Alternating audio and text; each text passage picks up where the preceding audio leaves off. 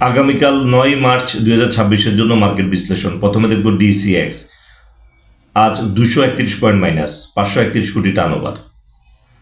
বর্তমানে আরএসআই হলো 32, আর আরএসআই একেবারে নিচে অবস্থান করছে, অর্থাৎ যে কোনো সময় মার্কেট এখান থেকে আপ হয়ে যেতে পারে। মার্কেটের আজকে শেষ 20 মিনিট যে মার্কেট যখন আমরা দেখছিলাম, তখন দেখলাম যেভাবে সেল, অ্যাগ্রেসিভ যেভাবে সেল হচ্ছে, তো মনে হচ্ছিল যে আগামী কার্যদিবসে প্রথম 10 মিনিটে আমাদের মার্কেট 100 পয়েন্ট মাইনাস করার মতো ক্ষমতা রাখে ইনভেস্টররা, অর্থাৎ যার যেমন মনে হচ্ছে শেয়ার সেল দিয়ে চলে যাচ্ছে। কিন্তু এটা একবারও চিন্তা করলো না 531 কোটি টার্নওভারের মধ্যে কিভাবে ইন্ডেক্স 231 পয়েন্ট মাইনাস হয়। এখানে তো ইনস্টিটিউটের সেল নেই। ডেফিনেটলি এটা হলো যে আমাদের মতো যে ইনভেস্টরদের সেল, এবং তারা যখন আজকে মার্কেট যখন 231 পয়েন্ট ফল, এরপরে তারা আবার রাস্তায় নামবে, নেমে সিকিউরিটি এক্সচেঞ্জ কমিশনের চেয়ারম্যানের পদত্যাগ চাইবে। কিন্তু এখানে তো আসলে এখানে তো সিকিউরিটি এক্সচেঞ্জ কমিশনের কিছু করার ছিল না। এখানে তো সম্পূর্ণ ইনভেস্টররা নিজেরা দিয়ে দিচ্ছে। যুদ্ধের কারণে তেলের দাম বাড়বে, তো তেলের দাম বাড়লে কি গভর্নমেন্ট কি তেল কি কম দামে বিক্রি করবে নাকি? তারা বাড়তি দামে বিক্রি করবে।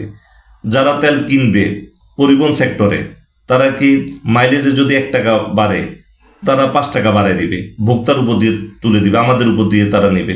এই পর্যন্ত যতবার পরিবহন সেক্টরে ভাড়া বেড়েছে, আমরা 18 কোটি লোক কি আমরা কি এই ভাড়া কি কমাইতে পারছি কিনা? কখনো পারি না, পারবো না। এখানে যদি যারা অন্যান্য যে প্রোডাক্ট যেগুলোর উপরে যদি প্রভাব পড়ে তেলের দামের কারণে, তো সেটা প্রোডাক্টের দাম বাড়ায় দিবে, আমাদের মতো কনজিউমারের উপর দিয়ে তারা তুলে নিবে। কারণ আমরা তো 18 কোটি কনজিউমার, তো আমরা কমে নেই। আমরা তো কনজিউমার তো 18-20 কোটি কনজিউমার তো আসি। তো সেক্ষেত্রে তারা তেলের দাম বাড়বে, প্রোডাক্টের দাম বেড়ে যাবে, সেটা কনজিউমারের উপর দিয়ে যাবে। তাহলে তো ইন্ডাস্ট্রির কোনো ক্ষতি নেই, কারণ ইন্ডাস্ট্রি তো তারা ভালো অবস্থায় থাকবে, তারা আরও বেশি প্রফিটেবল, কারণ বেশি দামে বিক্রি করতে পারবে। তাহলে আমরা কেন শেয়ারের দাম কম দামে আমরা বিক্রি করে বেরিয়ে যাচ্ছি? গত 27 কার্য দিবসে, 27 দিন না, 27 কার্য দিবসে মার্কেট যতটুকু বেড়েছে, গত 6 কার্য দিবসে মার্কেট ঠিক ততটুকু কমেছে, অর্থাৎ 591 পয়েন্ট ফল করেছে। তাহলে মার্কেটে 591 পয়েন্ট ফল করার মতো মার্কেটে তেমন কোনো কিছু ঘটে নাই।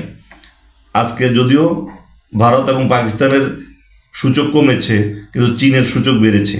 চীনের সাথে ইরানের সরাসরি তেল ক্রয় বিক্রয় হয়, তো সেক্ষেত্রে চীনের মার্কেটে প্রভাব পড়ে নাই, আমাদের মার্কেটে প্রভাব পড়েছে সরাসরি। তো আমাদের মার্কেট আসলে, বাংলাদেশের মার্কেট আসলে কখনো নন প্রফিটেবল না। বাংলাদেশের মার্কেট প্রফিটেবল, আমাদের ইনভেস্টরটা নন প্রফিটেবল, যার কারণে আমাদের মার্কেট বাড়তে পারে না। আমরা অলওয়েজ সেল করি যখন মার্কেট নেগেটিভ হয়ে যায়।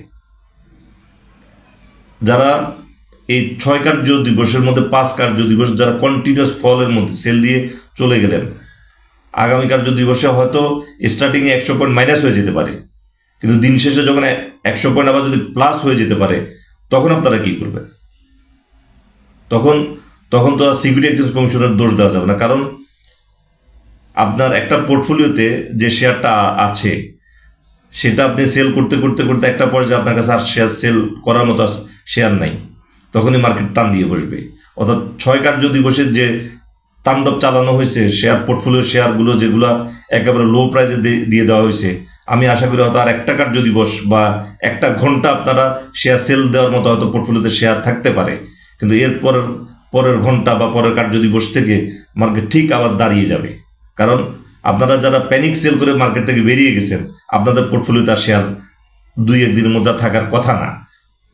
আমার ধারণা যেটা আর 1 কার্য দিবসেও আপনাদের কাছে ওই ধরনের শেয়ার নাই যেটা আপনারা প্যানিক সেল দিতে পারেন, কারণ যা প্যানিক সেল দেওয়া দিয়ে দিচ্ছেন।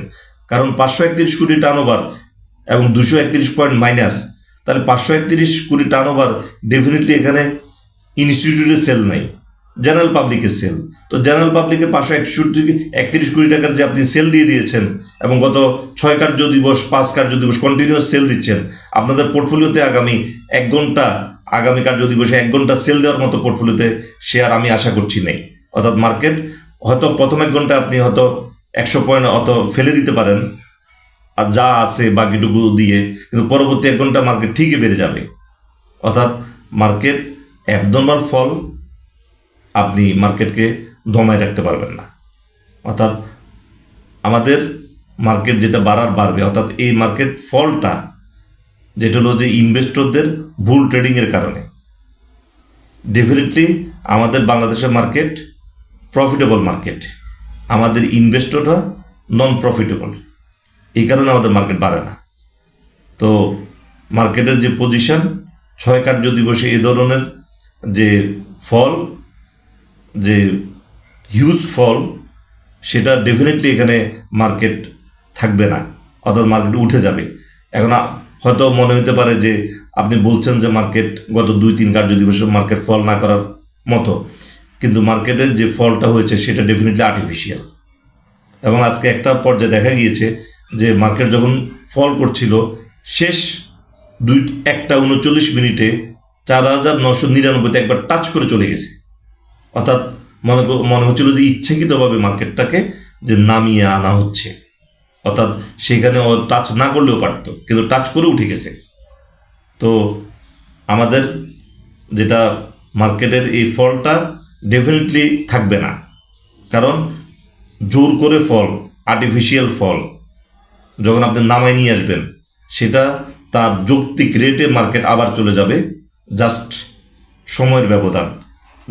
যখন যারা প্যানিক সেল করে, যাদের পোর্টফোলিওতে যখন শেয়ার শূন্য হয়ে যাবে, অর্থাৎ আপনারা গত 5 দিন আপনাদের শেয়ার শূন্য করে ফেলেছেন, ডেফিনেটলি আপনাদের আগামী 1 দিন হয়তো আপনারা 1 ঘন্টা আপনারা এই সেলটা আপনারা কন্টিনিউ করতে পারেন। এরপরে মার্কেট ঠিকই তাদের যৌক্তিক রেটে চলে যাবে, এবং সেটা আগামী কার্য দিবস থেকেই আমাদের মার্কেট সুফল দেখতে পাবে আমি আশা করছি। তো আজকের আলোচনায় পর্যন্ত, ধন্যবাদ।